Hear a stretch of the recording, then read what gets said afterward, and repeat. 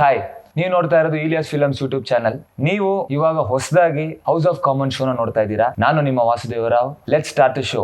House of ಕಾಮನ್ಸ್ಗೆ ಮೊದಲನೇ ವ್ಯಕ್ತಿಯಾಗಿ ನಮ್ಮ ಇಂಡಸ್ಟ್ರಿ ಇರೋ ಕಾಮನ್ ವ್ಯಕ್ತಿ ಒಬ್ಬ ಲೈಟ್ ಮ್ಯಾನ್ ಇಂದ ಸ್ಟಾರ್ಟ್ ಮಾಡೋಣ. Let's welcome our own Shivanna, who has an experience almost around 40 years in the cinema industry. Let's welcome Shivanna.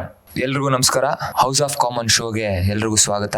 ಈ ಶೋ ಬಂದು ನಾವು ಸಿನಿಮಾ ಇಂಡಸ್ಟ್ರಿಲಿ ಪ್ರತಿಯೊಬ್ಬರು ಕಾಮನ್ ಆಗಿ ನೋಡ್ಲಿ ಅಂತ ಹೇಳ್ಬಿಟ್ಟು ಫಸ್ಟ್ ವ್ಯಕ್ತಿಯಾಗಿ ನಮ್ಮ ಲೈಟ್ ಮ್ಯಾನ್ ನ ಕರೆಸಿದೀವಿ. ಅಣ್ಣ, ನಿಮ್ಮ ಹೆಸರಿಂದ ಇಂಟ್ರಡಕ್ಷನ್ ಮಾಡ್ಕೊಳ್ಳಿ ಅಣ್ಣ.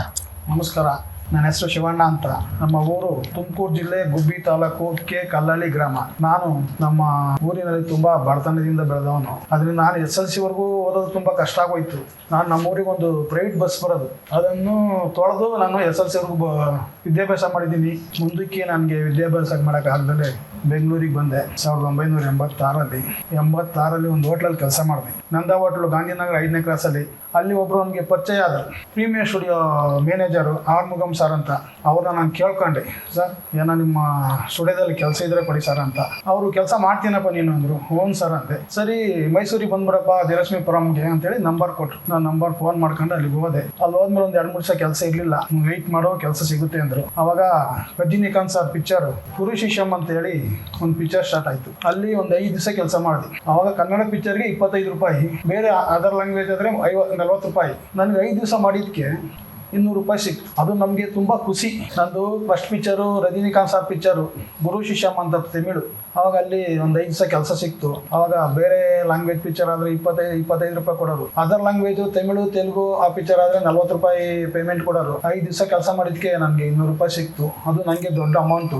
ಆ ಹೋಟ್ಲಲ್ಲಿ ಒಂದು ತಿಂಗಳೆಲ್ಲ ಮಾಡಿದ್ರೆ ನನಗೆ ಒಂದು 60 ರೂಪಾಯಿ ಕೊಡ್ತಿರ್ಲಿಲ್ಲ. ನನಗೆ 200 ರೂಪಾಯಿ ಸಿಕ್ತಲ್ಲ ಅಂತ ಖುಷಿಯಿಂದ ಅಲ್ಲೇ ಕಂಟಿನ್ಯೂ ಮಾಡೋಣ ಅಂತ ಹೇಳಿ ಅಲ್ಲೇ ಸ್ಟುಡಿಯೋದಲ್ಲಿ ಉಳ್ಕೊಂಡೆ. ಅದಾದಮೇಲೆ ಬೇರೆ ಪಿಕ್ಚರು ರಾಮಣ್ಣ ಶ್ಯಾಮಣ್ಣ, ನಮ್ಮ ಬಣ್ಣದ ಗೆಜ್ಜೆ, ಸುಮಾರು ರವಿಚಂದ್ರ ಸರ್ ಪಿಕ್ಚರು, ಆಮೇಲೆ ಅಂಬರೀಷ್ ಅಣ್ಣನ ಪಿಕ್ಚರು, ಅಂಕಾಂಗ್ ಏಜೆಂಟ್ ಅಮ್ಮರು, ಆ ಪಿಕ್ಚರ್ ಎಲ್ಲ ಒಳ್ಳೆ ಚಾನ್ಸ್ ಸಿಕ್ತು. ಆಮೇಲೆ ಅಪ್ಪಾಜಿ, ವಿಷ್ಣುವರ್ಧನ್ ಸರ್ದು, ಆಲುಂಡ ತವರು, ದೀರ್ಘ ಸಂಬಂಧದಲ್ಲಿ ಸುಮಾರು ಪಿಕ್ಚರ್ ನಮಗೆ ಚಾನ್ಸ್ ಸಿಕ್ತು. ನಾನು ಕಂಟಿನ್ಯೂ ಕೆಲಸ ಮಾಡ್ಕೊಂಡ್ ಬಂದಿದ್ದೀನಿ. ಎಲ್ಲ ತುಂಬಾ ದಿಗ್ಗಜರ ಜೊತೆ ಕೆಲಸ ಮಾಡಿದೀರಾ. ನೀವು ಲೈಟ್ ಮ್ಯಾನೇ ಆಗಕ್ಕೆ ಕಾರಣ ಏನು? ಮನೆ ಊರಲ್ಲಿ ಸ್ವಲ್ಪ ಪ್ರಾಬ್ಲಮ್ ಇತ್ತು, ದುಡ್ಡಿಂದು ವಿಧಿ ಇಲ್ಲ. ಈಗ ಬೇರೆ ಕೆಲಸ ಮಾಡೋಣ ಅಂದ್ರೆ ಈಗ ಅಷ್ಟೊಂದು ಡೇಟ್ರು ಆ ಕೆಲಸ ಮಾಡೋದ್ರೆ ಅಲ್ಲಿ ಪೇಮೆಂಟ್ ಕೊಡಲ್ಲ ನಮಗೆ. ಈ ಲೈಟ್ ಮ್ಯಾನ್ ಆದ್ರೆ ಡೈಲಿ ಕೂಲಿ ಎಷ್ಟಾಗ ಸಿಕ್ಕೇ ಸಿಗುತ್ತೆ ಅಂತ ಹೇಳ್ಬಿಟ್ಟು ನಾನು ಲೈಟ್ ಮ್ಯಾನ್ ಕೆಲಸ ಮಾಡಿದೆ. ಅದರಿಂದ ಏನು ತೊಂದರೆ ಇಲ್ಲ. ಊಟ ಬಟ್ಟೆಗೆ, ಮನೆ ಬಾಡಿಗೆ, ಮಕ್ಕಳು ವಿದ್ಯಾಭ್ಯಾಸಕ್ಕೆ ನಮ್ಗೆ ಏನು ತೊಂದರೆ ಇಲ್ಲ. ಮಾಡಿದೀವಿ. ದುಡ್ಡಂತೂ ಕೂಡಿಕಾಗಂತೂ ಏನೂ ಆಗಿಲ್ಲ. ಅವತ್ತವತ್ತೇ ಅಷ್ಟೇ. ಇನ್ನು ಬೇರೆ ಕೂಡಿಕ್ಕಿ ನಾವು ಸಂಪಾದನೆ ಮಾಡಬೇಕು ಅಂತ ಏನಿಲ್ಲ. ಸೂಪರ್ ಶ್ರಮಜೀವಿ ಅಣ್ಣ ನೀವು. ನಿಮಗೆ ನೀವು ಮಾಡೋ ಲೈಟ್ ಮ್ಯಾನ್ ಕೆಲಸದಲ್ಲಿ ನಿಮ್ ಗುರುಗಳಾಗಿ ಯಾರಿದ್ದಾರೆ ಇವಾಗ? ಲೈಟ್ ಮ್ಯಾನ್ ಕೆಲಸದಲ್ಲಿ ಗುರುಗಳು ಅಂದ್ರೆ ನಮ್ಮ ಮೈಸೂರು ಸ್ಟುಡಿಯೋದಲ್ಲ ಇದ್ರು ಸರ್ ಒಬ್ರು MR ಮಧು ಅಂತ. 1990ರಲ್ಲಿ ಪ್ರೀಮಿಯರ್ ಸ್ಟುಡಿಯೋದಲ್ಲಿ ಇದು ಬರ್ನಾಗ್ಬಿಟ್ಟು ಅವರು ತೀರೋಗ್ಬಿಟ್ರು ಸರ್. ಅವರು ನಮಗೆ ಗುರುಗಳಾಗಿದ್ರು. ಸಂಜಯ್ ಖಾನ್ ಪಿಕ್ಚರು ಟಿಪ್ಪು ಸುಲ್ತಾನ್ ಸೀರಿಯಲ್ ಮಾಡುವಾಗ ಸ್ಟುಡಿಯೋ ಬರ್ನಾಗ್ಬಿಟ್ಟು ಸರ್. ಅವಾಗ ಅವರು ಅಲ್ಲಿ ತೀರೋದ್ರಿಂದ ಇನ್ನು ಆ ಗುರುಗಳು ಯಾರಿಲ್ಲ. ನಮಗೆ ಸೌಂಡ್ ರೆಕಾರ್ಡಿಸ್ಟ್ ಅಂತ ಒಬ್ರು ಇದ್ರು ಸರ್. ಅವರು ಸೌಂಡ್ ರೆಕಾರ್ಡಿಸ್ಟ್ ಕೆಲಸ ಕಲಿಸ್ಕೊಟ್ಟಿದ್ರು. ಸುರೇಶ್ ಅಂತ ಬಾಂಬೆ ಅವರು ತೀರೋದ್ರು. ಈಗ ನಾವು ಇಲ್ಲೇನಿಲ್ಲ, ಬೆಂಗಳೂರಲ್ಲಿ ಆರಾಮಾಗಿ ಕೆಲಸ ಮಾಡ್ಕೊಂಡಿದ್ದೀವಿ ಸರ್. ನೀವು ಲೈಟ್ ಮ್ಯಾನ್ ಕೆಲಸ ಬಿಟ್ಟು ಬೇರೆ ಕೆಲಸ ಏನಕ್ಕೆ ಮಾಡಿಲ್ಲ? ಲೈಟ್ ಮ್ಯಾನ್ ಕೆಲಸ ಬಿಟ್ಟು ಬೇರೆ ಚಾನ್ಸ್ ಸಿಕ್ತಲ್ಲ ಅಂತ ಸೌಂಡ್ ರೆಕಾರ್ಡಿಸ್ಟ್ ಕೆಲಸ ಮಾಡಿದೆ ಸುಮಾರು ವರ್ಷ. ಆ ಕೆಲಸನೂ ನಮ್ಗೆ ಬರುತ್ತೆ. ಈ ಲೈಟ್ ಮ್ಯಾನ್ ಕೆಲಸ, ಕ್ಯಾಮ್ರಾ ಕೆಲಸನೂ ಸ್ವಲ್ಪ ಹೋಗ್ತೀನಿ ಸರ್. ಕ್ಯಾಮ್ರಾ ಕೆಲಸನೂ ಮಾಡ್ತೀನಿ. ಯಾವ ಚಾನ್ಸ್ ಸಿಗುತ್ತೆ ಅದ್ರ ಕೆಲಸ ಮಾಡ್ತಿರ್ತೀನಿ. ಹೊಟ್ಟೆ ಪಾಡ್ಗೋಸ್ಕರ ಎಲ್ಲ ಕೆಲಸ ಮಾಡಿದೀರಾ ಹಂಗಾದ್ರೆ. ಸೊ ನಿಮ್ಗೆ ಆ ದಿನಗಳಲ್ಲಿ ನೀವು ಪಟ್ಟ ಕಷ್ಟ, ನೀವು ಮಾಡಿದ ಹೋರಾಟಗಳನ್ನ ಸ್ವಲ್ಪ ಮಾತಾಡಿ. ತುಂಬಾ ಕಷ್ಟ ಇತ್ತು ಸರ್. ಲೈಟ್ ಮ್ಯಾನ್ ನಾವು ನೀಲಾಂಬರಿಂದ ಒಂದು ಪಿಕ್ಚರ್ ಮಾಡೋದು ಸರ್. ಡೈಲಿ 2 ಗಂಟೆವರೆಗೂ ಶೂಟಿಂಗ್ ಮಾಡೋದು. ಅವಾಗ 2 ಗಂಟೆ ಮಾಡ್ಬಿಟ್ಟು ಎಲ್ಲ ಐಟಮ್ಸ್ ಎಲ್ಲ ಬ್ಯಾಗ್ ಮಾಡ್ಕೊಂಡು 3-3:30 ಆಗೋದು. ಮತ್ತೆ ಅವ್ರ ಮ್ಯಾನೇಜರ್ ಹೇಳಿದ್ರು, ಇಲ್ಲ 7 ಗಂಟೆಗೆ 7:30 ಸ್ಪಾಟಲ್ಲಿ ಇರ್ಬೇಕಪ್ಪ. ನಿದ್ದೆ ಮಾಡೋಕ್ಕಾಯ್ತಿಲ್ಲ. 40 ದಿವಸ ಕಂಟಿನ್ಯೂ ವಿದ್ಗೆಟ್ ಕೆಲಸ ಮಾಡಿದ್ದೀವಿ. ಸುಮಾರು ಪಿಕ್ಚರ್ ಮಾಡಿದ್ದೀವಿ. ಆಮೇಲೆ ಶಂಕರ್ನಾಗ್ ಸರ್ ಶೂಟಿಂಗ್ ಮಾಡಿದ್ದೀವಿ, ಮಾಲ್ಗುಡಿ ಡೇಸ್. ಅದೂ ಅದೇ ತರ ಸೇಮ್. ಡೈಲಿ 2 ಗಂಟೆವರೆಗೂ ಪ್ಯಾಕಪ್ ಮಾಡೋರು. ಮತ್ತೆ 5 ಗಂಟೆಗೆ ಬರ್ತಾರೆ. 2 ಗಂಟೆ ಪ್ಯಾಕಪ್, 3 ಗಂಟೆಗೆ ಹೋಗಿವು. ಶಂಕರ್ನಾಗ್ ಸಾರಯ್ಯ ಬಿಸಿನೀರು ಕಾಯಿಸಿ ಆಗುಂಬೆಲ್ಲಿ ಮತ್ತೆ 5 ಗಂಟೆಗೆ ಬಿಡ್ಸೋರು. ಎದೊಡ್ರಪ್ಪ ಸ್ನಾನ ಮಾಡಿ 6 ಗಂಟೆಗೆಲ್ಲ ಸ್ಪಾಟಲ್ಲಿ ಇರ್ಬೇಕು ಅನ್ನೋರು. ಶಂಕರ್ನಾಗು ಸಖತ್ತು ಶ್ರಮಜೀವಿ. 1 ನಿಮಿಷನೂ ಟೈಮ್ ವೇಸ್ಟ್ ಮಾಡ್ತಿರ್ಲಿಲ್ಲ. ಅವರು ನಾವೇನೋ ಕೆಲಸ ಮಾಡೋದು ಲೇಟ್ ಆದರೆ ಅವರೇ ಟ್ರಾಲಿ ಹಾಕೋದು, ಲೈಟಿಂಗ್ ಹಾಕೋದು, ರೆಡಿ ಅಂತ ಅವರು ಎಲ್ಲ ರೆಡಿಯಾಗಿ 1 ನಿಮಿಷನೂ ಟೈಮ್ ಇಲ್ದಂಗೆ ಕೆಲಸ ಮಾಡ್ಯಾರ ಸರ್. ಅವರು ತುಂಬ ಹಾರ್ಡ್ ವರ್ಕ್ ಸರ್. ಅವ್ರ ಬಗ್ಗೆ ನಾವು ಏನು ಒಳ್ಳೇದಾಗಲಿ ಅಂತ ನಾನು ಕೇಳ್ಕೊಂತೀವಿ ಸರ್. ಸರಿ ಅಣ್ಣ. ಸೊ ಇವಾಗ ಆಗಿನ ಕ್ಯಾಮ್ರಾ ಮತ್ತೆ ಲೈಟಿಂಗು ಈಗಿನ ಕ್ಯಾಮ್ರಾ ಲೈಟಿಂಗ್ ಟೆಕ್ನಾಲಜಿಗೂ ಏನ್ ವ್ಯತ್ಯಾಸ ಅನ್ಸುತ್ತೆ? ನಿಮ್ಮ ಕೆಲ್ಸಕ್ಕೆ ಏನ್ ವ್ಯತ್ಯಾಸ ಅನ್ಸುತ್ತೆ ಅವಾಗ್ಲೂ ಇವಾಗ? ಆಗಿನ ಕ್ಯಾಮ್ರಾ ತುಂಬಾ ಕಷ್ಟ ಇತ್ತು. ಅದು ಒಂದು ಮ್ಯಾಗ್ಜಿನ್ ರೀಲ್ ಬರೋದು, ಮ್ಯಾಗ್ಜಿನ್ ಅಂತ. ಅದು ಕತ್ಲಲ್ಲಿ ಲೋಡಿಂಗ್ ಮಾಡ್ಬೇಕಾಯ್ತು. ಆ ಕತ್ಲೆ ಬೆಳಕು ತೋರಿಸಿದ್ರೆ ಅದು ಫುಲ್ ಹೋಗ್ಬಿಡೋದು. ಅದರಿಂದ ಡಾರ್ಕ್ ರೂಮ್ ಅಂತ ಒಂದಿರೋದು, ಅಲ್ಲಿ ತಗೊಂಡೋಗಿ ಮ್ಯಾಗ್ಜಿನ್ ಲೋಡ್ ಮಾಡ್ಕೊಂಡು ಕ್ಯಾಮ್ರಾಗೆ ಹಾಕ್ಬೇಕಾಯ್ತು. ತುಂಬ ಕೆಲಸ ತುಂಬ ಕಷ್ಟ ಇತ್ತು ಆಗಿನ ಮಾಡೋಕ್ಕೆ. ಲೈಟ್ಗಳು ಅಷ್ಟೇ ಹೆವಿ ಲೈಟ್ಗಳು, ಟೆನ್ನರ್ ಅಂತ ಬರೋದು ಅಷ್ಟಪ್ಪ ಇರೋದು, ಒಬ್ಬರು ಬರೋಕ್ಕಾಯ್ತಿಲ್ಲ. ಮಿಚ್ಚಲ್ ಕ್ಯಾಮ್ರಾ ಒಬ್ಬೊಬ್ರು ಬರೋಕ್ಕಾಯ್ತಿಲ್ಲ, ಇಷ್ಟಪ್ಪ ಮಿಚ್ಚಲ್ ಕ್ಯಾಮ್ರಾ. ಅದು ಕರೆಂಟಲ್ಲಿ ಓಡಿಸ್ಬೇಕಾಯ್ತು, ಇಲ್ಲ ಬ್ಯಾಟ್ರಿ ಕನ್ವರ್ಟರ್ ಹಾಕ್ಬಿಟ್ಟು ಬ್ಯಾಟ್ರಿಯಿಂದ ಓಡಿಸ್ಬೇಕಾಯ್ತು. ಈ ಥರ ಎಲ್ಲ ಬ್ಯಾಟ್ರಿ ಇವೆಲ್ಲ ಓಡ್ಸೋಕ್ಕಾಯ್ತಿಲ್ಲ, ತುಂಬ ಕಷ್ಟ ಇತ್ತು. ಡಬಲ್ ರೋಲ್ ಮಾಡಬಲ್ಲ, ಮಿಚ್ಚಲ್ ಕ್ಯಾಮ್ರಾದಲ್ಲೇ ಮಾಡ್ತಿದ್ದವಾಗೆಲ್ಲ. ಈಗ ಏನೋ ಕಂಪ್ಯೂಟರ್ ಅದು ಇದು ಮಾಡಿ ಏನೋ ಮಾಡ್ತಾರೆ. ಅವಾಗ ತುಂಬ ಕಷ್ಟ ಇತ್ತು. ಒಂದು ಶಾಟ್ ಏನಾದ್ರು ಹೆಚ್ಚು ಕಡಿಮೆ ಆದರೆ ಫಸ್ಟಿಂದ ಮಾಡ್ಬೇಕಾಯ್ತಲ್ಲ, ಆ ಥರ ತುಂಬ ಕಷ್ಟ ಬಿದ್ದು ಮಾಡೋದು. ಲೈಟಿಂಗು ಅಷ್ಟೇ, ತುಂಬ ಲೈಟಿಂಗು ಸಖತ್ತು ಹೆವಿ ಇದ್ದು, ಹೊರಕ್ಕಾಗ್ತಿರಲಿಲ್ಲ. ಔಟ್ಡೋರ್ ಬೆಟ್ಟ ಗಿಟ್ಟ ಅಂತ ಹೇಳಿದ್ರೆ ತುಂಬ ಕಷ್ಟ ಇತ್ತು. ಈಗಿನ ಇದರಲ್ಲಿ ಈಗ ಚಿಕ್ಕ ಚಿಕ್ಕ ಲೈಟ್ಗಳು, ಈಗ ಆಟ ಗಜ ಗಜ ಅಂತಾರೆ. ಈಗ ಅವಾಗಿಂದ ಒಂಥರ, ಈಗಿಂದ ಒಂಥರ. ಅವಾಗ ಕೆಲಸ ಅಂದರೆ ಒಂದು ರೆಸ್ಪೆಕ್ಟ್ ಇರೋದು. ಈಗ ಯಾವ ಕೆಲಸಕ್ಕೆ ಏನು ಅಷ್ಟೇನು ಇದಿರಲ್ಲ, ಒಳ್ಳೆ ಕೆಲಸ ಮಾಡಬೇಕು, ಮಾಡ್ಕೊಂಡು ಹೋಗ್ತಿರ್ತೀವಿ ಅಷ್ಟೇ. ಇನ್ನು ಮುಂಚೆ ಥರ ಈಗ ಬರಲ್ಲ ಸರ್, ಅವಾಗಿಂದೇ ಬೇರೆ ಈಗಿಂದೇ ಬೇರೆ. ನೀವು ಲೈಟ್ ಮ್ಯಾನ್ ಆಗಿದ್ದಾಗ ನಿಮಗೆ ಫ್ಯಾಮಿಲಿ ಇರಲಿಲ್ಲ, ಇವಾಗ ಫ್ಯಾಮಿಲಿ ಇದೆ. ನಿಮ್ಮ ಫ್ಯಾಮಿಲಿ ಲೈಫ್ ಬಗ್ಗೆ ಹೇಳಿ. ಹೆಂಗ್ ಮದುವೆ ಆದ್ರಿ, ಹೆಂಗ್ ಹುಡುಗಿ ಸಿಕ್ತು ಹೇಳಿ.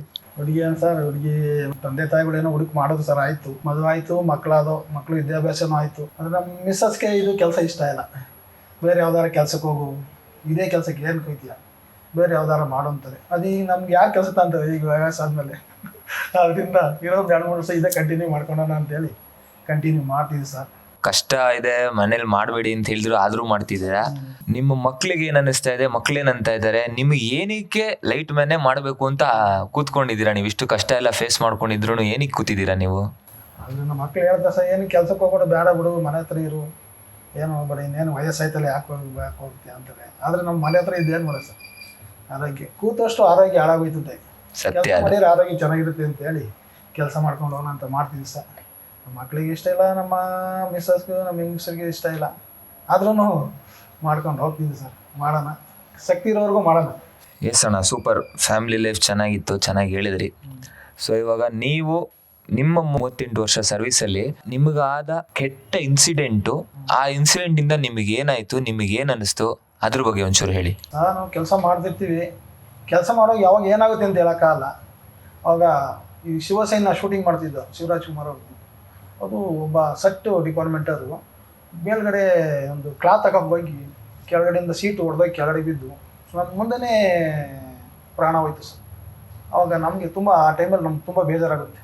ನಾವು ಆ ಥರ ಆಗಿದ್ರೆ ನಮ್ಮ ಪರಿಸ್ಥಿತಿ, ನಮ್ಮ ಹೆಂಡತಿ ಮಕ್ಕಳ ಪರಿಸ್ಥಿತಿ ಏನಾಗೋದು ಅಂತೇಳಿ ಅವಳು ಒಂಥರ ಫೀಲ್ ಆಗುತ್ತೆ ಸರ್. ಸುಮಾರು ಆಗ್ಯಾವ ಸರ್ ಆ ಥರ, ಅದಾಗಿವೆ. ನಮ್ಮ ಸುದೀಪ್ ಸರ್ ಪಿಕ್ಚರಲ್ಲಿ ಒಬ್ಬರು ಹಂಗೆ ಮೇಲಿಂದ ಬಿದ್ದು ಸೊಂಟ ಎಲ್ಲ ಮುರಿದೋಯ್ತು ಸರ್.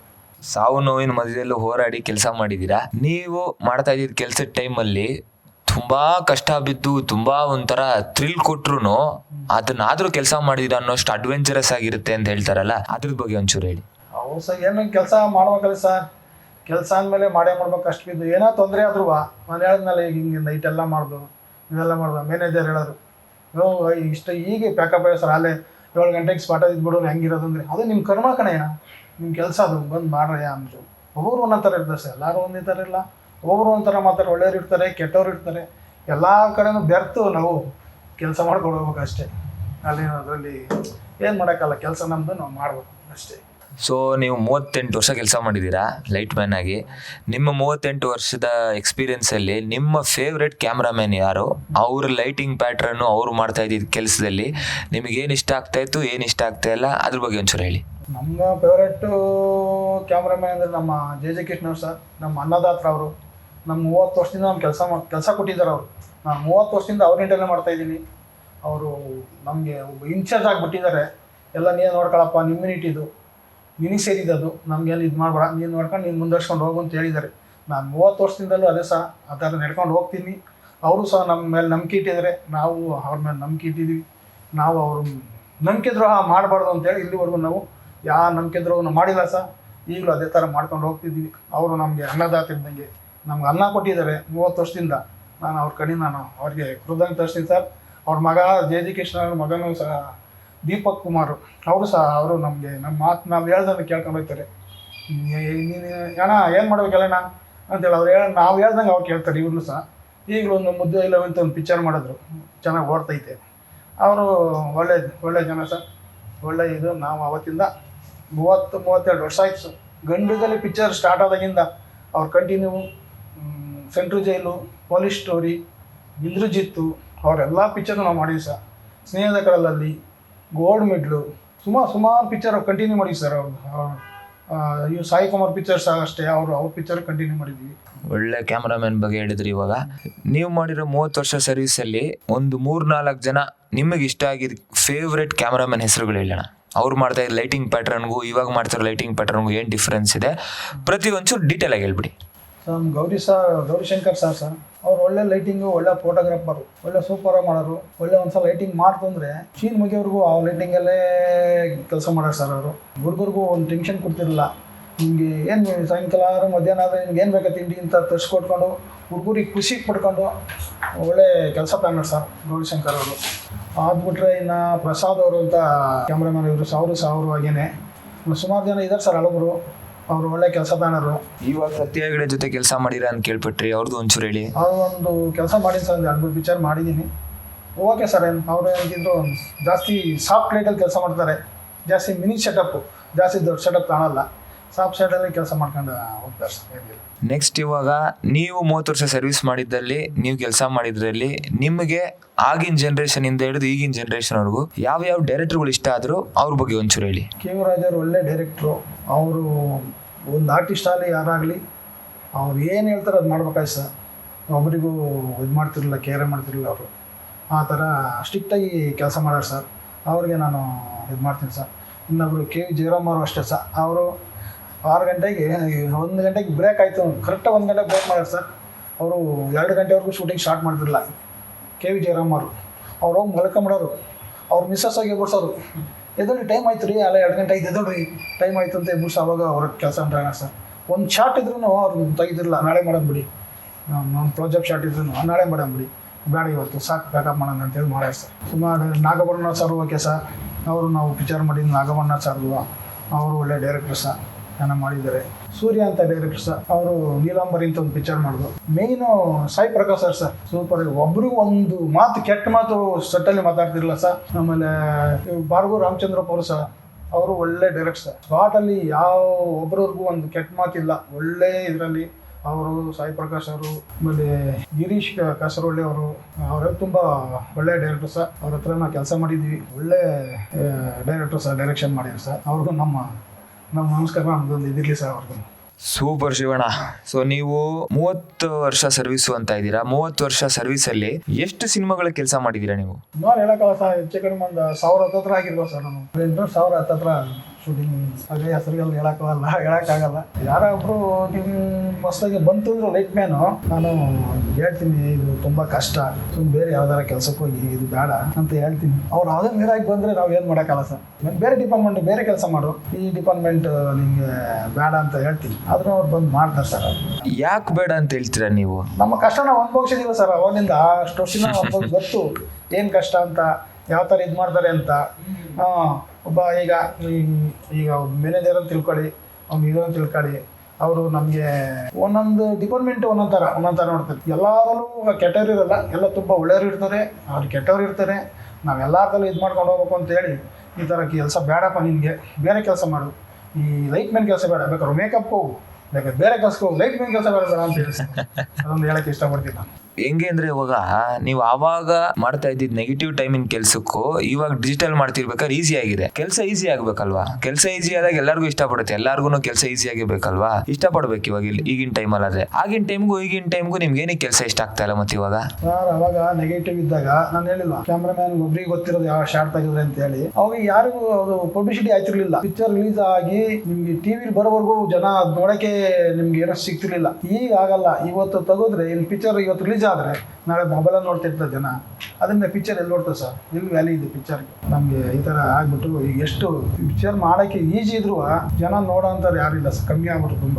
ಈ ಮೊಬೈಲ್ಗಳು ಎಲ್ಲ ಬಂದು ತುಂಬ ಪ್ರೇಕ್ಷಕರು ಕಮ್ಮಿ ಆಯ್ತಾ ಇದ್ದಾರೆ. ಎಲ್ಲ ಮನೇನ ನೋಡ್ತಾರೆ. ಥಿಯೇಟ್ರಿಗೆ ಹೋಗೋರೆ ಕಮ್ಮಿ ಆಗ. ಲೇಡೀಸ್ ಯಾರು ಫ್ಯಾಮಿಲಿ ಹೋಗಿ ನೋಡ್ತಾರೆ. ನಾವು ಎಷ್ಟು ಕಷ್ಟ ಇದು ಮಾಡಿದ್ರು ತುಂಬ ಕಷ್ಟನೇ. ಇವೆಲ್ಲ ಒಂದು ಸ್ವಲ್ಪ ಬ್ಯಾನ್ ಮಾಡಿದ್ರೆ ಜನ ಒಂದು ಸ್ವಲ್ಪ ನೋಡ್ಬೋದು. ಇಲ್ಲ ಅಂದರೆ ತುಂಬ ಕಷ್ಟನೇ. ಈಗ ಮುಂದೆ ಹೋಗ್ತಾ ತುಂಬ ಇನ್ನೂ ಕಷ್ಟನೇ. ಪಿಕ್ಚರ್ ನೋಡೋರು ಇಲ್ದಂಗೆ ಆಗ್ಬಿಡ್ತಾರೆ.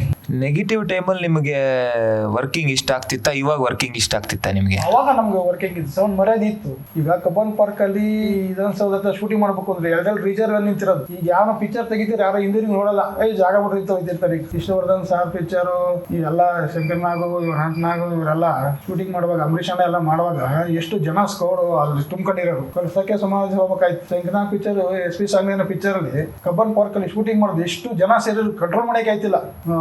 ಒಂದು ಸಾಂಗ್ ಮಾಡೋದು, ಆ ಸಾಂಗ್ ಅಲ್ಲಿ ಈಗ ಎಲ್ಲಿ ಸರ್ ಮುಂದ್ಕೊಂಡು ನೋಡೋ ಜನಗಳೇ ಇಲ್ಲ. ಪಿಕ್ಚರ್ ಅಂತ ಇಂಟ್ರೆಸ್ಟೇ ಇಲ್ಲ ಸರ್. ಈಗ ಮುಂದೆ ಬತ್ತ ಬೆಳಿಗ್ಗೆ ತುಂಬ ಸಿನಿಮಾ ಕಷ್ಟ ಅನಿಸುತ್ತೆ. ಅದು ಜನ ಇರ್ತಾರೆ ಸ್ವಲ್ಪ, ಅದು ತುಂಬ ಕಮ್ಮಿ ಸರ್ ಪಿಕ್ಚರ್ ನೋಡೋಂತಾರೆ. ಸೂಪರ್ ಅಣ್ಣ. ಸೊ ನೀವು 30 ವರ್ಷ ಸರ್ವಿಸ್ ಅಲ್ಲಿ ನಿಮ್ಮ ಆರ್ಥಿಕ ಪರಿಸ್ಥಿತಿ ಹೆಂಗಿತ್ತು? ಕೋವಿಡ್ ಟೈಮಲ್ಲಿ ನೀವು ಹೆಂಗ್ ಸರ್ವೈವ್ ಆದ್ರಿ, ಅದ್ರ ಬಗ್ಗೆ ಒಂಚೂರು ಹೇಳಿ. ಆಮೇಲೆ ಇವಾಗ ಮಾಡ್ತಿರೋ ಕೆಲಸದಲ್ಲಿ ನಿಮಗೆ ಪೇಮೆಂಟ್ಗಳು ಹೆಂಗ್ ಬರ್ತಾ ಇದೆ? ಆವಾಗ ಬರ್ತಿರ್ಬೇಕಾದ್ರೆ ಪೇಮೆಂಟ್ಗಳು ಹೆಂಗ್ ಬರ್ತಾ ಇತ್ತು? ಅವಾಗ ಪೇಮೆಂಟ್ ಸಿಸ್ಟಮ್ ಬೆಟ್ರಾ, ಇವಾಗ ಪೇಮೆಂಟ್ ಸಿಸ್ಟಮ್ ಬೆಟ್ರಾ? ಅದ್ರ ಬಗ್ಗೆ ಒಂಚೂರು ಹೇಳಿ.